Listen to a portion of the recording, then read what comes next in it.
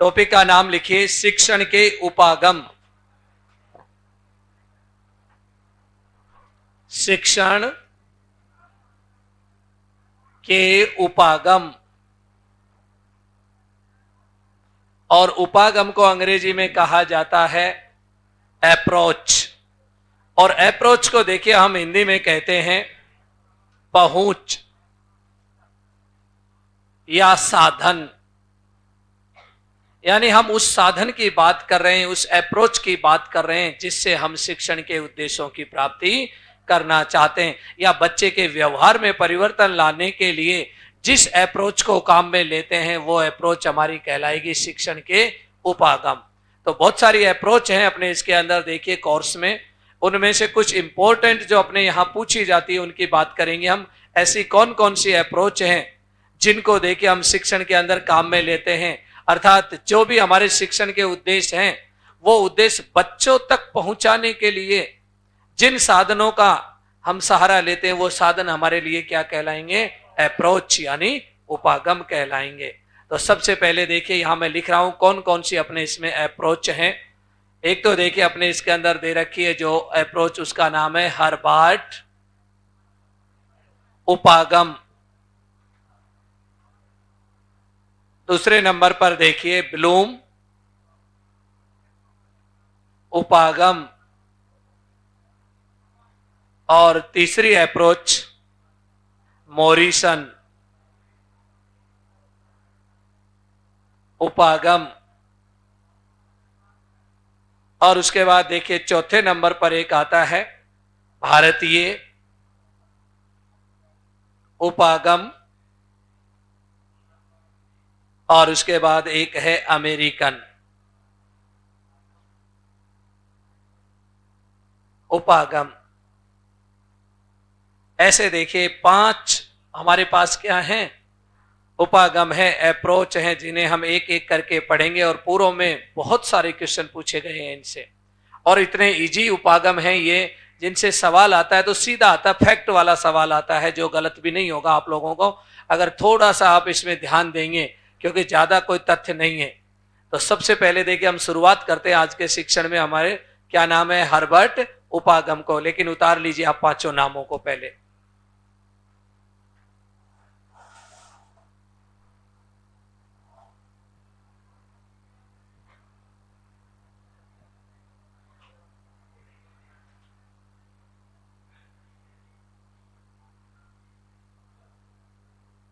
उतारा। एक शब्द और भी है अपने पास देखिए शिक्षण। शिक्षण किसे कहते हैं? सीखने सिखाने की प्रक्रिया को क्या कहा जाता है? शिक्षण कहा जाता है, जिसमें एक शिक्षक होता है, एक शिक्षार्थी होता है और एक विषय वस्तु होती है, और उन दोनों के बीच में क्या होती है? अंतःक्रिया होती है, और वो अपने लक्ष्य को प्राप्त करना चाहते हैं, जो भी लक्ष्य निर्धारित किए जाते हैं शिक्षण के। अब देखिए शिक्षण की जब बात आती है और ये उपागम पढ़ते हैं उससे पहले हमें एक अवधारणा को और पढ़ना पड़ता है। स्टेज ऑफ टीचिंग, शिक्षण की अवस्थाएं। 3 अवस्थाएं होती हैं शिक्षण की। कौन कौन सी अवस्थाएं होती हैं? 3। शिक्षण कराने से पहले की अवस्था, शिक्षण कराते समय की अवस्था, और शिक्षण कराने के बाद की अवस्था। इन तीनों अवस्थाओं को समावेश किया जाता है इसमें। उसके बाद आता है लेवल, लेवल ऑफ टीचिंग। शिक्षण के 3 ही स्तर होते हैं। कितने स्तर होते हैं? 3। तो उसके अंदर यदि हम बात करते हैं जो तीनों लेवल हैं बहुत ही इंपॉर्टेंट है तीनों लेवल, और उन्हीं पर आधारित हमारी ये उपागम है।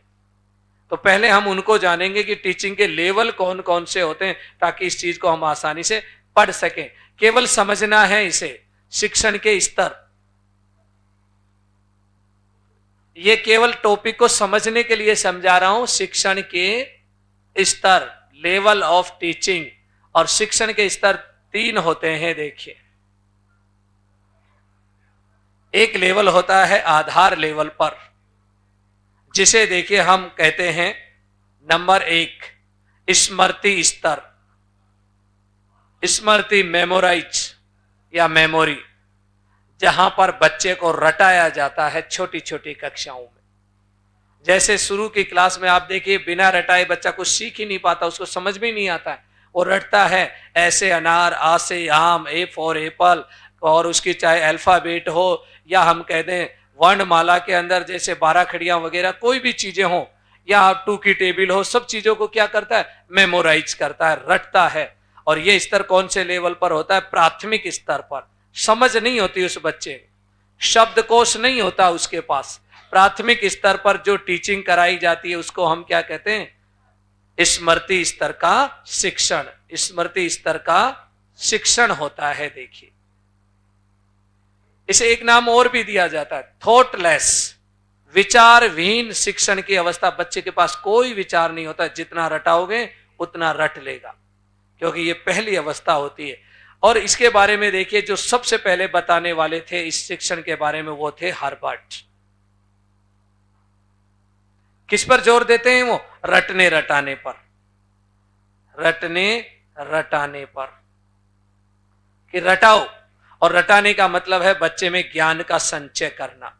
इकट्ठा कर दो, जो रट जाए वही उसका ज्ञान है, उसका क्या हो गया, संचय। ज्ञान नहीं, स्मृति कह सकते हैं, ज्यादा अच्छा होगा। किसका संचय कर रहे हैं, स्मृति का संचय। थॉटलेस टीचिंग स्टेज, कोई विचार नहीं, विचार विहीन अवस्था। जो रटता है उतना ही ज्ञान रहता है उस बच्चे को। उसके बाद उसके खुद के न तर्क होते, वितर्क होते, कुछ नहीं। बच्चा बड़ा हो जाता है, सेकंड स्टेज पे पहुंचता है। यहां बच्चा देखिए विचार करने लग जाता है, थॉटफुल टीचिंग स्टेज। छोटे छोटे विचार आने लगते, क्यों, क्या, कैसे, और वो बातें करना शुरू कर देता है। यानी उसको उन चीजों का क्या हो जाता है, बोध हो जाता है। और इसे कहा जाता है बोध स्तर का शिक्षण। कौन सी टीचिंग है ये, बोध स्तर की। यानी बच्चे को क्या होने लगता है, बोध। और क्लास में हो जाता है वो उच्च प्राथमिक स्तर पर। बड़ा हो गया, 1 से 5 की किताबें भी ऐसी लिखी रहती है, कोई सोचने की नहीं होती है, रटाने वाली ही होती है। लेकिन जब 6ठी की किताब देखोगे, तीसरी से मैच नहीं करेगी, बिल्कुल अलग। यहां किस पर जोर दिया जाता है, अंडरस्टैंडिंग। यहां मेमोराइज करा रहे थे, यहां समझने, अर्थात समझने समझाने पर, समझने समझाने पर बल दिया जाता है। और जब तक बच्चे को नहीं छोड़ा जाता है, जब तक वो ये नहीं कहते मेरी समझ में आ गया, क्योंकि तभी तो समझना समझाना होगा। तो इसलिए देखिए, जब बच्चे को कोई चीज समझ में आ जाती है तो उसे कहा जाता है एस्मिलेशन, और हिंदी में इसका अर्थ होता है परिपाक, परिपूर्ण होना अपने विषय में। जब तक नहीं छोड़ा जाता है, तो यहां इस लेवल पर कौन से शब्द पर जोर दिया जाता, परिपाक या आत्मीकरण। उस विषय का क्या होना, आत्मीकरण, अच्छे से याद होना वो चीज, पारंगत होना। फिर आती है थर्ड स्टेज। अच्छा, इस स्टेज को देने वाले कौन थे, एच.सी. मोरिसन। उसके बाद आती है तीसरी अवस्था, मोर देन थॉटफुल स्टेज, अत्यधिक विचारों की अवस्था।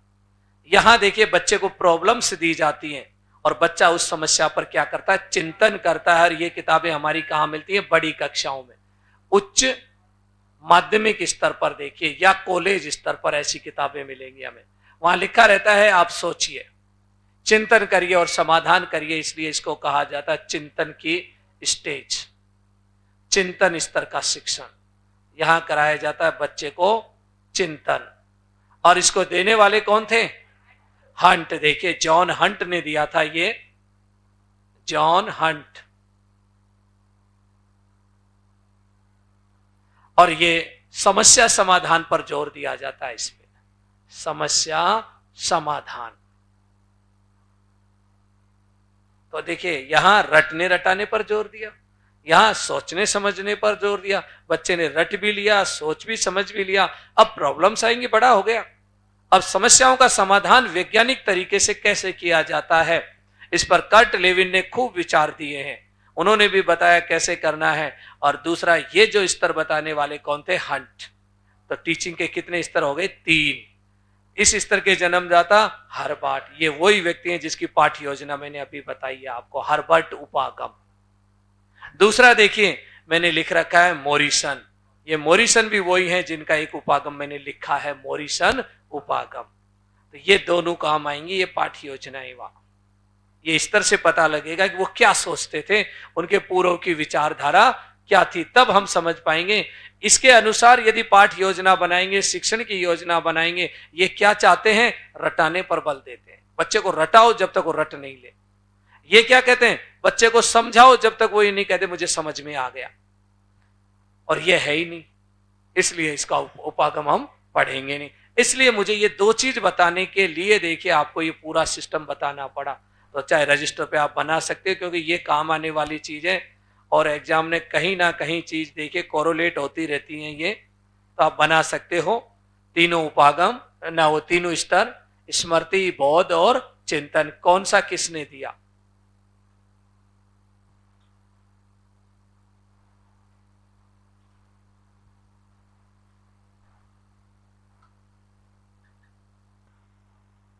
हर्बर्ट उपागम, देखिए इसे हर्बर्ट पंचपदीय पाठ्य योजना भी कहा जाता है।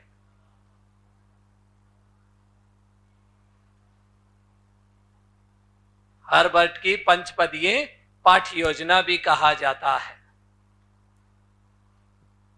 उसके बाद देखिए, हर्बर्ट जर्मनी के शिक्षा शास्त्री थे। ये कहां के रहने वाले थे, जर्मनी, शिक्षा शास्त्री, जर्मन। दूसरा देखिए, पेस्टालॉजी के शिष्य, पेस्टालॉजी के शिष्य थे।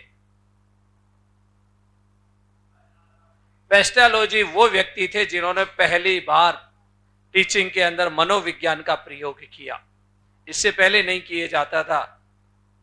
और उन्हीं के शिष्य, जिनका नाम क्या है, हर्बर्ट।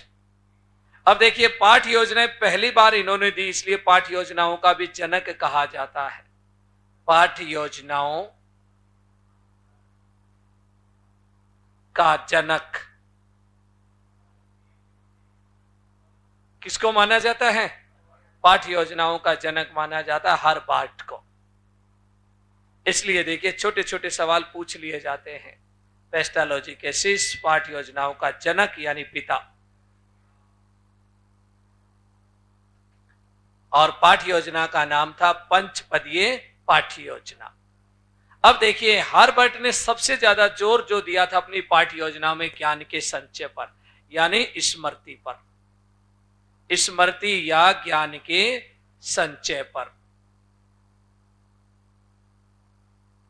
और यह ज्ञान का संचय कैसे किया जा सकता है, रटकर। किसने कहा था ये, हर्बर्ट ने, कि बच्चे को रटाया जाए तथ्यों को, ताकि वो ज्ञान का संचय हो, उसमें ज्ञान की वृद्धि हो। इस बात पर जोर दिया इन्होंने, स्मृति या ज्ञान के संचय पर बल दिया, जो अभी हमने देखा था उसके अंदर लेवल में। दूसरा देखिए, इन्होंने पाठ्य योजनाओं पर प्रस्तुतिकरण पर बल दिया। प्रस्तुतिकरण पर बल दिया। दो चीजों पर इन्होंने सबसे ज्यादा जोर दिया। हर्बर्ट महोदय ने देखिए पहली बार जब अपनी पाठ्य योजना दी थी, उसमें 4 ही पद दिए थे इन्होंने। तो मूल रूप से कितने पद दिए थे, 4। तो हर्बर्ट के 4 पद हैं। हर्बर्ट के मूल 4 पद।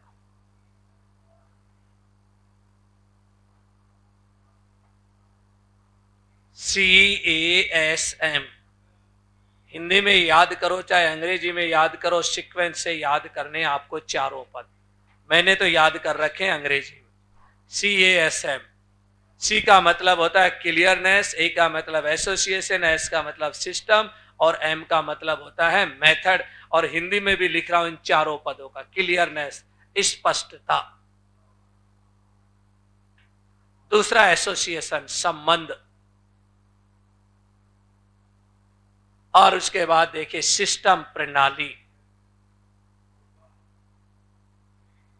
और चौथे नंबर पर आता है मेथड, विधि या पद्धति। हिंदी में भी याद कर सकते हो आप, स्पष्ट संबंध प्रणाली विधि से। ऐसे एक साथ बोलिए एक लाइन में, स्पष्ट संबंध प्रणाली विधि से, क्योंकि याद होने चाहिए, मूल पद पूछे जाते हैं। या तो अंग्रेजी में याद करो या हिंदी में याद करो, आपका सवाल सही होना चाहिए कैसे भी हो। स्पष्ट संबंध प्रणाली विधि से, ये सूत्र किसका था? हर्बार्ट का था। देखिए, जॉन फ्रेडरिच हर्बार्ट पूरा नाम था इनका, जर्मन शिक्षा शास्त्री थे ये, और इन्होंने ज्ञान के संचय पर सबसे ज्यादा बल दिया, यानी रटने रटाने पर।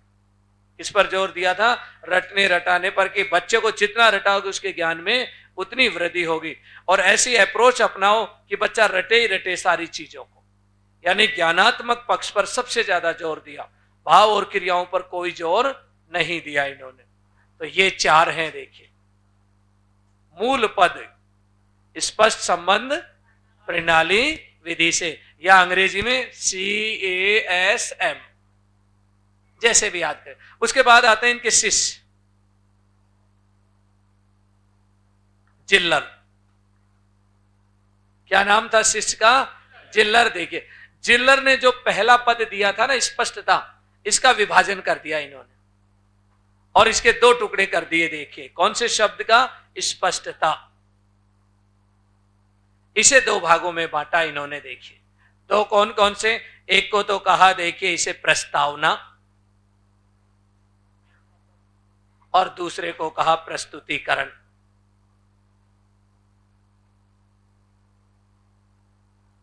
और अब हो गए 5 पद। एक, दूसरा प्रस्तावना, तीसरा हमारे पास संबंध, चौथा प्रणाली, और पांचवा विधि। इसीलिए हर्बर्ट की पंचपदीय पाठ योजना कहा जाता है। जिल्लर ने नामकरण किया था इसका। नामकरण किसने किया? जिल्लर ने, अपने गुरु के नाम पर। देखिए, चाहता तो वो अपने नाम पर भी नामकरण कर सकता था, लेकिन अपने गुरु के नाम पर, और तब से ये पाठ योजना चलती है जिसका नाम है हर्बर्ट की पंचपदीय पाठ योजना। 5 पद देने वाले कौन थे? 4 तो गुरु ने दिए और 1 पद उनके शिष्य ने दिए। एक क्या कि उन्होंने एक का विभाजन ही कर दिया, और इस तरह से हमारे 5 पद बन जाते हैं। उतारिए यहां तक की कहानी पूरी।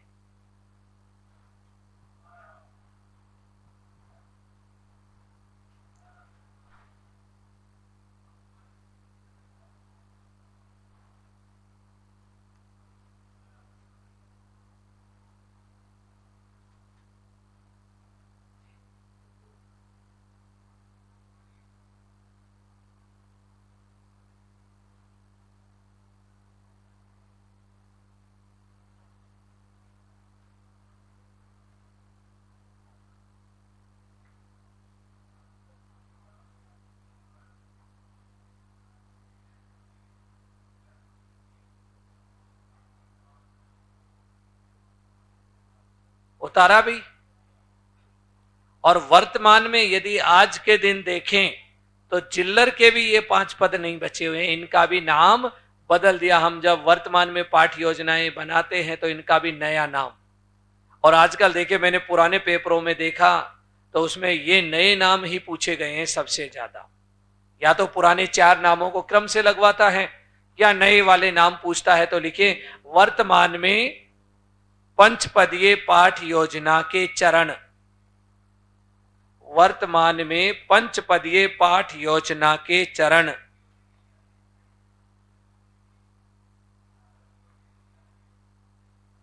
नंबर 1, पहला लिखिए तैयारी, कोष्टक में लिखना पुराना नाम प्रस्तावना। नंबर 1 पर लिखो तैयारी, कोष्टक में लिख लो पुराना नाम क्या था? प्रस्तावना। दूसरे नंबर पर लिखिए इसके बाद प्रस्तुतिकरण। दूसरा पद कौन सा आता है? प्रस्तुतिकरण। इसमें कोई बदलाव नहीं किया। और तीसरा पद लिखिए तुलना।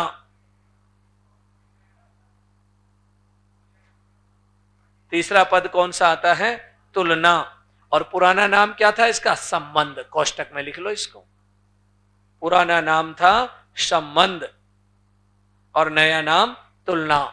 उसके बाद चौथे नंबर पर लिखिए सामान्यीकरण। सामान्यीकरण, जर्नलाइजेशन। और पुराना नाम सिस्टम यानी प्रणाली।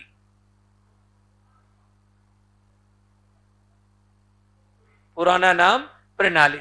और लास्ट लिखिए अनुप्रयोग, और पुराना नाम विधि। पुराना नाम क्या है? विधि, और नया नाम क्या है? अनुप्रयोग। यानी जो उस पाठ को जिसको हमने पढ़ा है, जिस तथ्य को हमने रटा है, उसका जीवन में क्या करना चाहिए? प्रयोग होना जरूरी है। इस तरह से इन्होंने ये 5 पद दिए। अब इसके बाद दूसरी पाठ योजना किसकी आती है? मॉरिसन की। नहीं, इसमें नहीं है।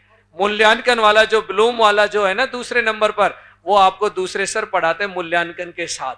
जो उद्देश्य है ना उसमें पढ़ाया जाता है, इसलिए नहीं बता रहा मैं मूल्यांकन। दूसरे नंबर पर देखिए जो अपना आता है, कौन सा आता है? मॉरिसन उपागम।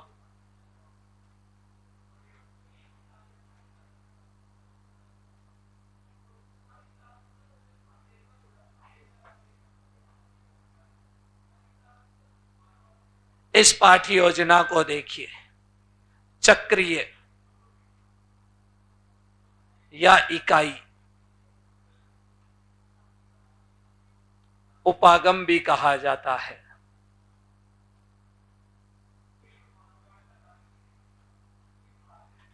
क्या कहा जाता है इसको? चक्रीय या यूनिट अप्रोच भी कहा जाता है। इसके जनक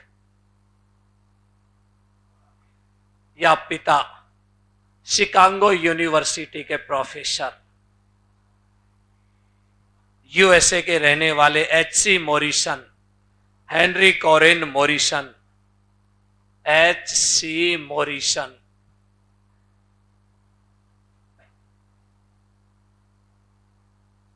पाठ्य योजना के जनक देखिए इसके, एच.सी.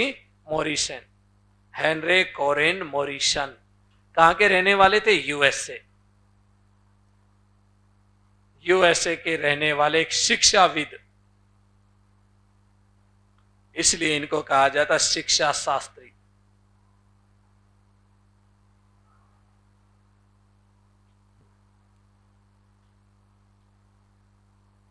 ये तो थी इनकी जानकारी। अब बात करते हैं इन्होंने अपने उपागम में किस पर बल दिया, पाठ बजाने पर अपने किस पर जोर दिया? इन्होंने देखिए सबसे ज्यादा जोर दिया इस शब्द पर, परिपाक। किस पर जोर दिया? परिपाक का अर्थ होता विषय का आत्मीकरण, यानी विषय को बहुत ही अच्छे से याद करना। विषय का आत्मीकरण या पारंगत होना, या विषय को आत्मसात कर लेना, अच्छे से याद कर लेना। इसका मतलब यहां जोर किसने पर दिया गया था? समझने समझाने पर। यहां समझने समझाने पर, शिक्षक और शिक्षार्थी के बीच क्रिया चलती रहती है जब तक वो समझ नहीं जाए। और वहां क्या करते थे? हर बार रटाओ उस बच्चे को, प्रस्तुतिकरण रट। टीचर बोलता रहता, बच्चा बेचारा रटता रहता, रट, आज 2 की टेबल, कल 3 की टेबल, आज 4 की टेबल। इसलिए उस पर जोर किस पे था? प्रस्तुतिकरण। टीचर का काम विषय वस्तु को प्रस्तुत करना, बच्चा बेचारा रटता रहता उस चीज को, और ज्ञान का संचय रहता। यहां पर देखिए थॉटफुल लेवल आ जाता है, बच्चा समझने समझाने पर जोर देता है। टीचर समझाने पर और शिक्षक ना, वो क्या बोलते हैं, बच्चा समझने पर। तो इन्होंने भी देखिए यहां पर मॉरिसन साहब ने भी अपनी जो उपागम है इसके कितने चरण बताए? 5 सोपान बताए इन्होंने भी, 5 सोपान पाठ योजना के या उपागम के 5 सोपान कौन कौन से हैं? देखिए इनका पहला सोपान आता है खोज करना। खोज को कहा जाता है अन्वेक्षण। खोज करना,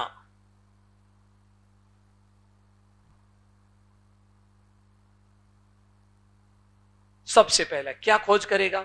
खोज ये करता है, टीचर क्लास में आता है और ये खोज करता है बच्चों का पूर्व ज्ञान कितना है और इनका मानसिक स्तर कितना है, तब पढ़ाया जाए। बच्चों के पूर्व ज्ञान का पता लगाना क्या कहलाता है? खोज करना।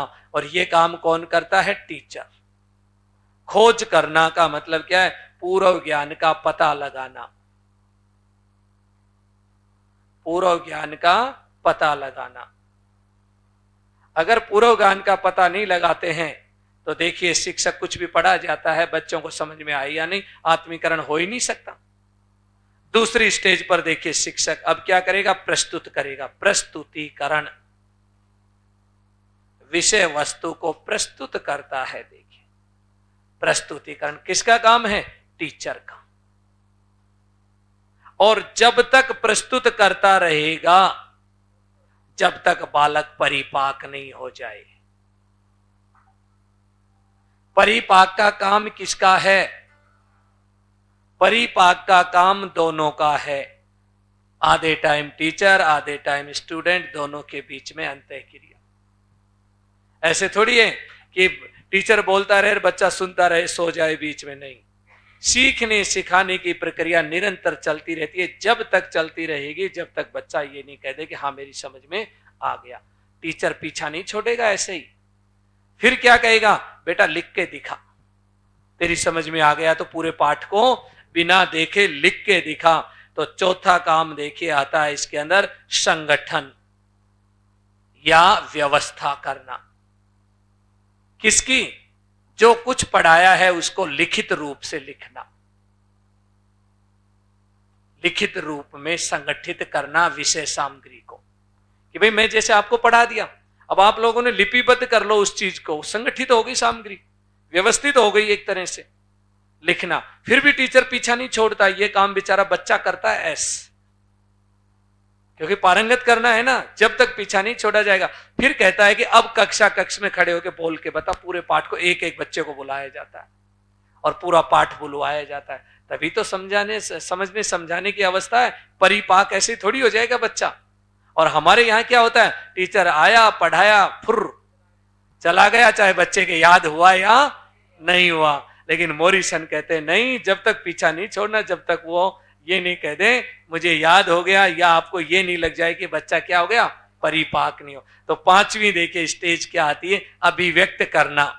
ये नीचे की बजाय मैं यहां लिख देता हूं भैया ना, अभिव्यक्त। और अभिव्यक्त किससे करते हैं, बोल के अभिव्यक्त करना। और ये काम भी कौन करेगा, टीचर नहीं, बच्चा करेगा। और कैसे करेगा, मौखिक रूप से,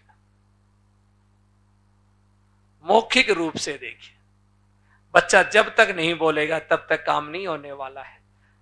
तो दो काम टीचर करता है, दो काम कौन करता है, बच्चा करता है, इसलिए बैलेंस बराबर। पहली वाली क्रिया में सारे काम ही टीचर करता था, बच्चा तो बेचारा एक काम था रटने का, इसलिए उसे थॉटलेस टीचिंग कहा गया। और इसे कहा जाता है थॉटफुल टीचिंग कहा जाता है।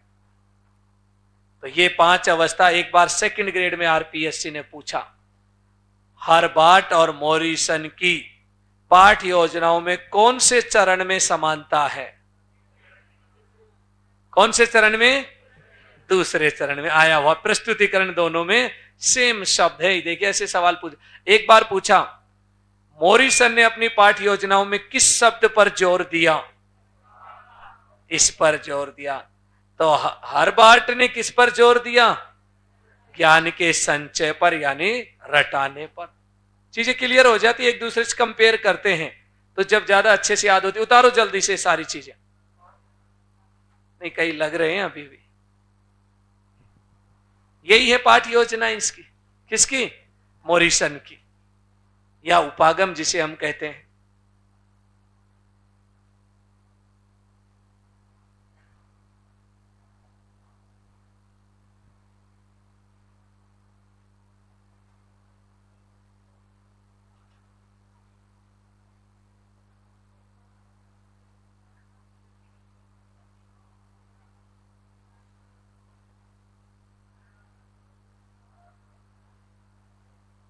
लिखो तीसरे नंबर पर, भारतीय उपागम।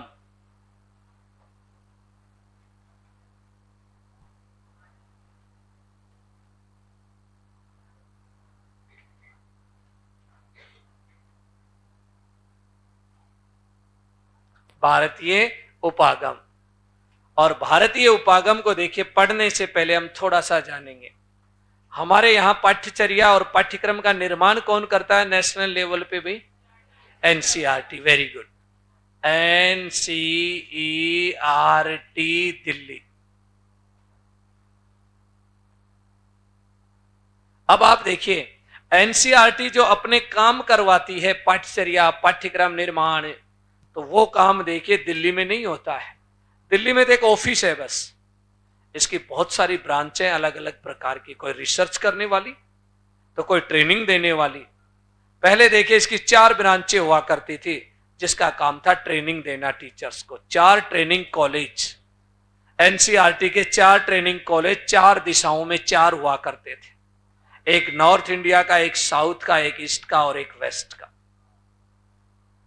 और उन कॉलेजों को कहा जाता था regional college, RCE, regional college of education, जो हमारे देश के टॉपेस्ट ब्रांड हैं ये।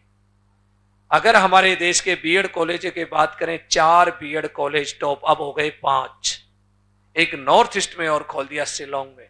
इंडिया के टॉपेस्ट देखिए बीएड कॉलेज जिनकी हम बात कर रहे हैं वो कितने हैं? 4।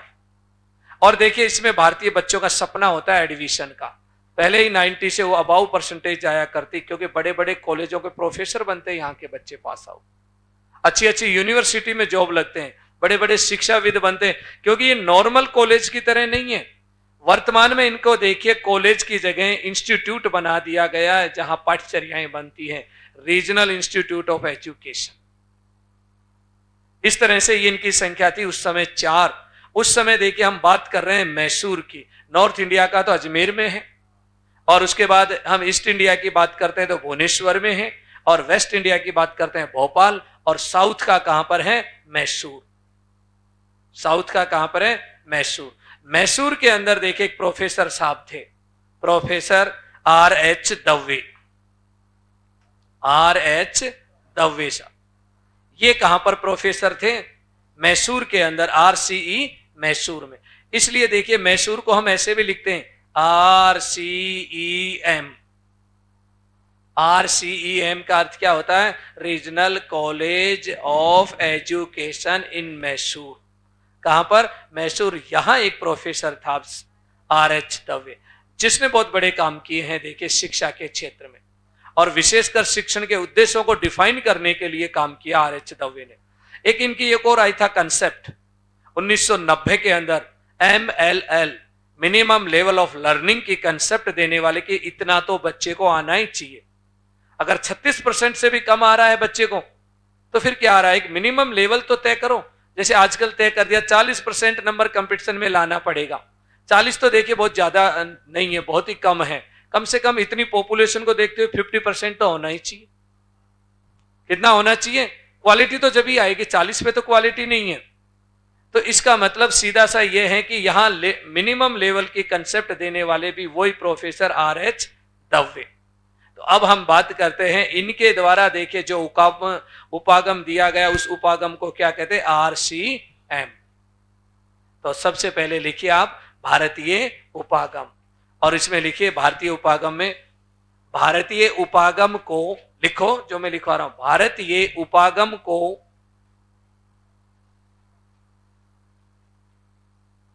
RCEM कहा जाता है। भारतीय उपागम को RCEM कहा जाता है। पूरा नाम भी लिख लो, रीजनल कॉलेज ऑफ एजुकेशन। कहां पर? मैसूर। ये था देखिए, हिंदी में क्या कहेंगे हम? क्षेत्रीय शिक्षा महाविद्यालय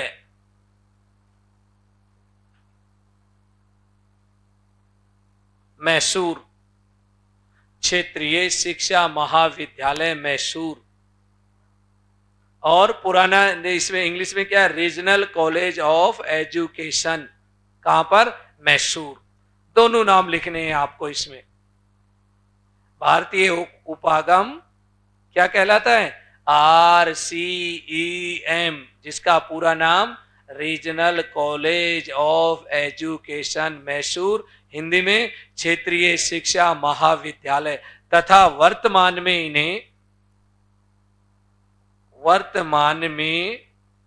इन्हें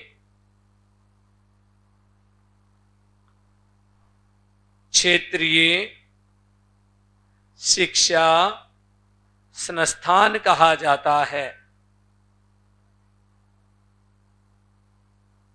RIE regional institute of education कहा जाता है।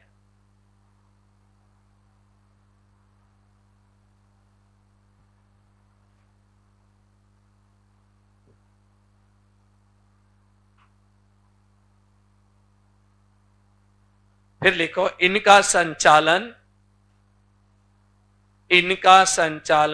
NCERT द्वारा किया जाता है।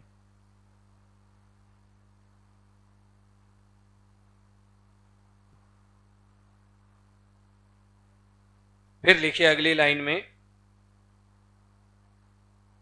RCE मैसूर, RCE मैसूर के प्रोफेसर R.H. दवे द्वारा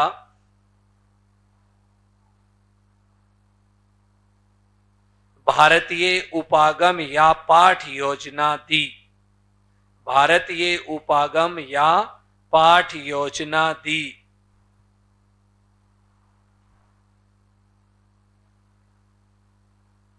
जिसे पाठ योजना दी, जिसे RCEM कहा जाता है। RCEM कहा जाता है। क्या कहते हैं हम? RCEM कहा जाता है। अब पैराग्राफ बदलिए। प्रोफेसर दवे ने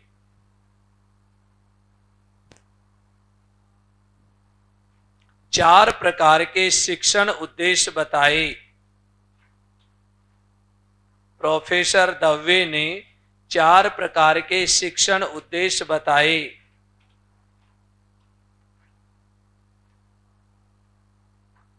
चार प्रकार के शिक्षण उद्देश्य बताए, जैसे नंबर 1 ज्ञान। नंबर 1 ज्ञान, दूसरे पर अवबोध, तीसरे पर अनुप्रयोग,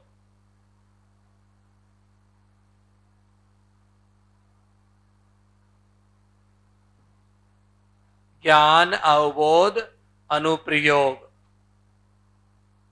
और चौथे नंबर पर सृजनात्मकता। ये इंपॉर्टेंट है, सबसे ज्यादा पूछा जाता है। चौथा उद्देश्य क्रिएटिविटी, सृजनात्मकता, ज्ञान, बोध और अनुप्रयोग या प्रयोग। चौथे नंबर पर लिखो सृजनात्मकता। सृजनात्मक के 3 पार्ट हैं, संश्लेषण, विश्लेषण और मूल्यांकन। ये पूछा जाता है, संश्लेषण, विश्लेषण और मूल्यांकन। कितने पार्ट बताए हैं?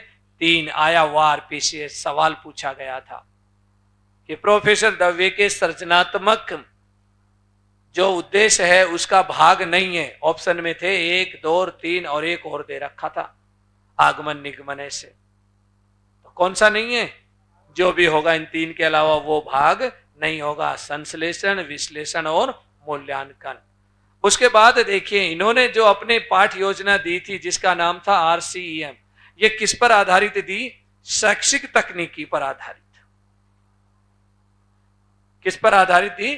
तकनीकी। तो लिखो RCEM पाठ योजना, RCEM पाठ योजना शैक्षिक तकनीकी पर आधारित है। शैक्षिक तकनीकी पर आधारित है।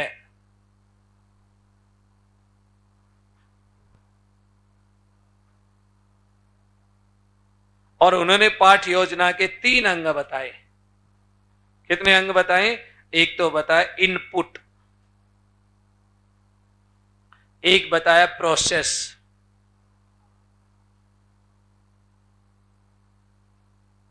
और एक बताया देखिए आउटपुट। 3 भाग। इनपुट को क्या कहते हैं? आगत हिंदी में। प्रोसेस को क्या कहते हैं? प्रक्रिया। और आउटपुट को निर्गत। अब देखिए 3 भाग बताए इन्होंने पाठ योजना के। आगत का मतलब बताया प्रस्तावना, और प्रोसेस का अर्थ क्या बताया उन्होंने? प्रस्तुतिकरण। और निर्गत का अर्थ बताया मूल्यांकन। ऐसे देखिए कितने पार्ट हो गए? 3। ये पूछा गया ये सवाल भी कि पाठ योजना का कौन सा भाग है, कौन सा भाग नहीं है। Input, process, output. जब पढ़ लेते हैं जब तो आसानी से सोल्व कर दें। अगर पढ़ा हुआ ही नहीं होता तो फिर ढूंढते कि इनपुट, आउटपुट, प्रोसेस ये क्या आ गई। ये तो कोई ऐसे ही अटपटी, ये कोई पाठ योजना थोड़ी होती है। लेकिन ये पाठ योजना किसकी थी? एजुकेशनल टेक्नोलॉजी पर आधारित प्रोफेसर दवे साहब की। और लास्ट पाठ योजना लिखिए अमेरिकन उपागम पर आधारित।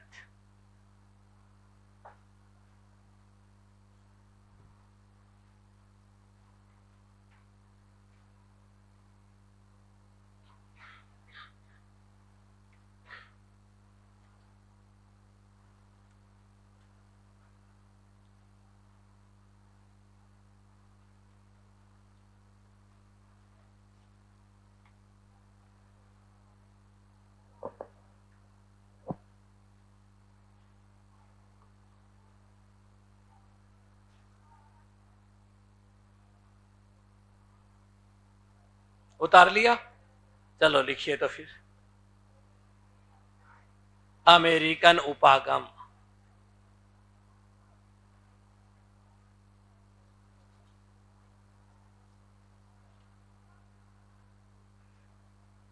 और अमेरिकन जो उपागम है,